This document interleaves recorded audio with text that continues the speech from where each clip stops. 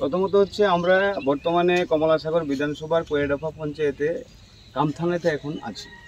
কোয়েডাফা পঞ্চায়েতের দক্ষিণ কোয়েডাফা এবং কামথানার একাধিক সমস্যা নিয়ে এখানকার সিপিআইএম পার্টি মধুপুর অঞ্চলের অন্তর্গত ওএনসিসি ব্রাঞ্চ এবং তালতলা ব্রাঞ্চের উদ্যোগে এবং তার সাথে যুব সংগঠনের নেতৃত্বরা এখানে আছেন।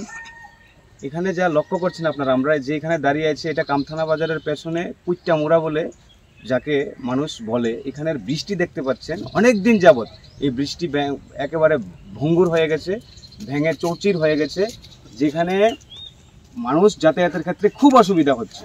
এবং আমাদের যে মূল সড়কটি কামথানা বাজার থেকে যেটি বিশালগড়ে গেছে, এই মূল সড়ক থেকে এসসি কলোনিতে যে রাস্তাটি গিয়েছে, আপনারা গিয়েছেন এখানে দেখেছেন যে এসসি কলোনির পুরো মানুষজন এখানে যাতায়াত করতে পারছেন না, টোটালি বিচ্ছিন্ন, তারা বাড়ি থেকে বেরোতে পারছেন না, এমনভাবে ভেঙেছে।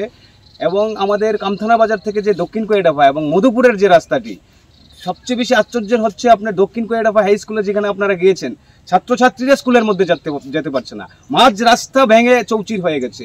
এখানে এসে বোঝা গেল যে এই যে রাজ্যে বিজেপি এবং আইপিএফটি তীব্রমতার যে জোট সরকার চলছে, এটা সম্পূর্ণ উদাসীন এবং এরকমভাবে মানুষের উপর অসংবেদনশীল হয়ে আছে, যেটা প্রশাসনটাকে টোটালি নিষ্ক্রিয় বললেই চলে। তার বিরুদ্ধে দাঁড়িয়ে আজকের এখানের এই দুটি শাখা এবং যুব সংগঠনের নেতৃত্বরা গোটা এরিয়া জুড়ে এখানে জায়গায় জায়গায় বিক্ষোভ মিছিল করেছে। প্রাথমিকভাবে তারা আজকে আমরা এখানে বিক্ষোভ মিছিল করছি, পরবর্তী সময়ে আমরা পঞ্চায়েত ঘেরাও কর্মসূচি নেব যদি এইগুলা অবিলম্বে সংস্কার না করে।